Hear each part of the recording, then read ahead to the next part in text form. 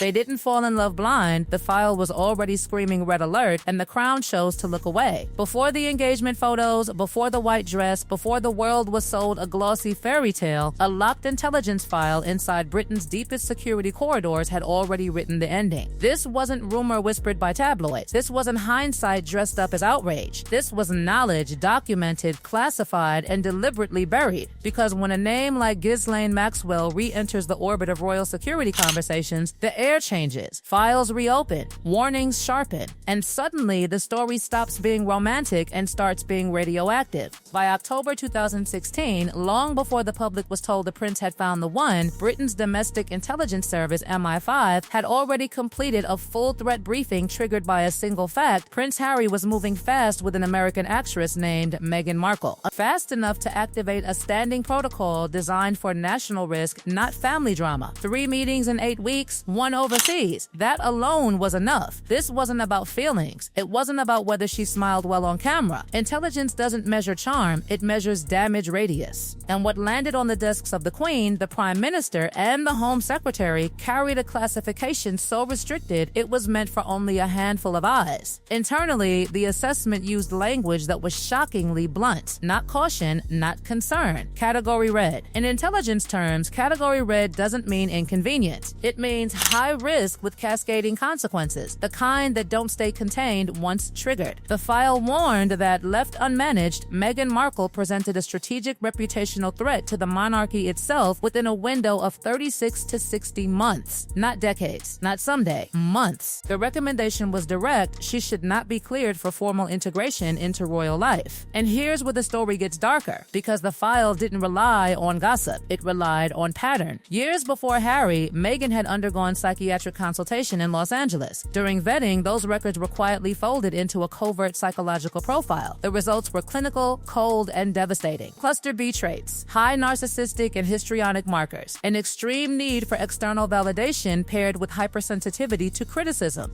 But the label wasn't the danger. The pattern was. Relationship after relationship followed the same arc. Idealize, devalue, discard, former friends, former partners, abrupt endings, explosive exits, and when admiration faded, escalation followed. To intelligence analysts, this wasn't personality gossip, it was predictive behavior. Then came the money, not wealth, not earnings. Opacity. In 2013, Meghan incorporated an offshore entity in the British Virgin Islands. Legal? Yes. Transparent? No. Offshore structures don't prove crime, but they obscure visibility. And obscurity is oxygen for leverage. Then, in March 2016, a Toronto bank account linked to Meghan received a $450,000 cash deposit. Source unknown. Canadian financial authorities flagged it. A police financial crimes unit opened a file. And then, silence. The investigation vanished after a single phone call from the U.S. Embassy press attach. No explanation, no source logged, no questions answered. For MI5, this wasn't proof of wrongdoing. It was something more troubling: intervention without transparency. And in intelligence, unexplained protection is its own red flag. The file widened. Because intelligence never looks at a person alone, it looks at who opens doors for them. Meghan was a regular presence at private Soho House gatherings, not casual parties, but carefully curated rooms where cultural figures, political aides, and international operators crossed paths under the soft lighting of lifestyle branding. Influence traded quietly. Introductions arranged without fingerprints. Correspondence with Jessica Mulroney appeared repeatedly. The issue wasn't friendship, it was proximity. Mulroney's family ties intersected with Commonwealth-linked development organizations receiving discreet U.S. State Department pass-through funding. Then timing began to align a little too cleanly. In May 2016, Meghan attended a private Toronto dinner with a senior political aide connected to Canada's Prime Minister. That same week, she publicly hinted at moving to London for love. MI5 didn't call it coordination. They called it alignment. And alignment, repeated often enough, stops looking accidental. Then came the narrative machinery. Between 2013 and 2015, Meghan quietly purchased 47 aged Twitter accounts, each with established follower bases. Dormant, intact, ready. To intelligence analysts, dormant assets aren't inactive. active, they're reserved. More telling still, in January 2016, months before meeting Harry, she retained a crisis public relations firm on monthly retainer, a firm specializing in reputational damage control. This wasn't reaction. This was preparation. And buried deep in the file was the detail that shattered coincidence entirely. In November 2015, nearly a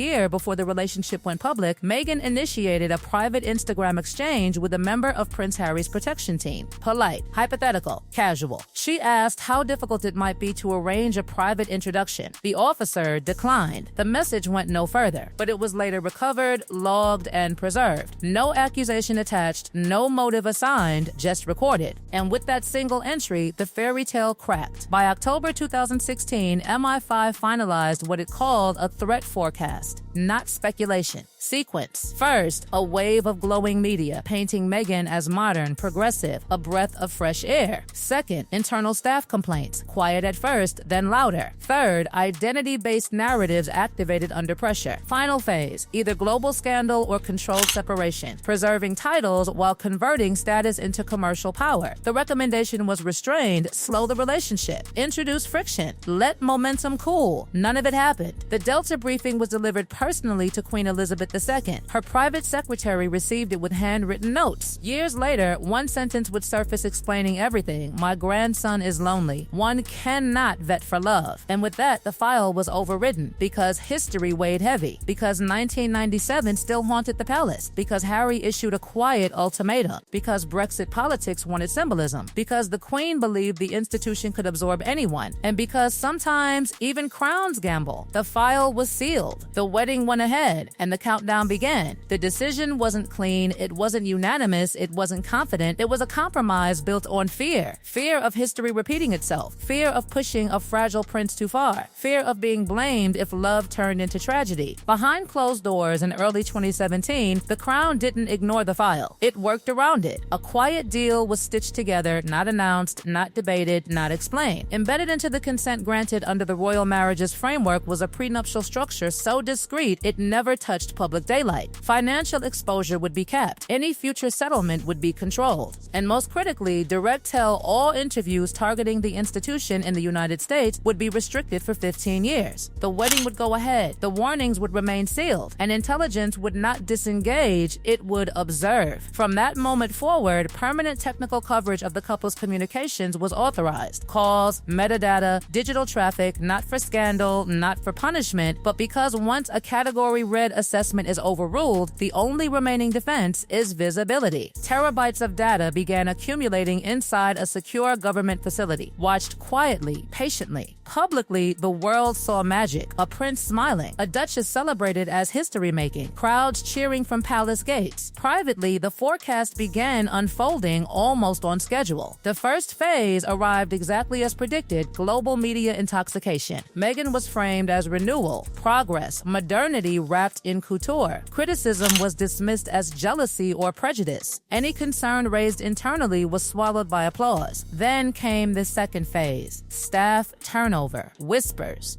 complaints that didn't stay private for long. Palace aides began leaving abruptly. Some cited emotional volatility, others pointed to unpredictable confrontations. The same pattern noted years earlier in television production environments resurfaced, pressure followed by escalation. Still, the institution held, because the third phase was the one the file warned would be most explosive: narrative control. When strain intensified, identity became shield and sword. Race moved to the foreground, victimhood sharpened messaging. Conflict was reframed not as interpersonal breakdown, but as systemic persecution. The monarchy, an institution built on silence and endurance, found itself fighting a battle it was structurally incapable of winning. And then came the rupture. By the time the couple exited royal duties, the separation wasn't chaotic, it was strategic. Titles were preserved, status converted, geography shifted. California replaced Windsor. Royal proximity transformed into global commercial leverage, exactly as forecast. Inside intelligence circles, there was no shock, only grim recognition. The sequence had played out nearly line by line. By 2021, the damage wasn't confined to tabloid headlines. Commonwealth realms questioned allegiance. Trust eroded. The monarchy's internal cohesion fractured. Prince Harry was estranged, emotionally and institutionally. Meghan Markle stood positioned with 2 titled children and a permanent ability to ignite global media motorcycles on demand. And the file? The Delta compartment that once housed the original assessment was quietly renamed. Lesson learned. No announcement, no apology, just a bureaucratic acknowledgement that the system had seen the storm and walked into it anyway. Yet inside Windsor Castle, the story ended far more personally. In a locked drawer among private photographs never meant for public eyes, Queen Elizabeth II kept one image on her desk until the end. It showed Harry and Meghan standing on the palace balcony in 2018, young, radiant, convinced the world would bend differently for them.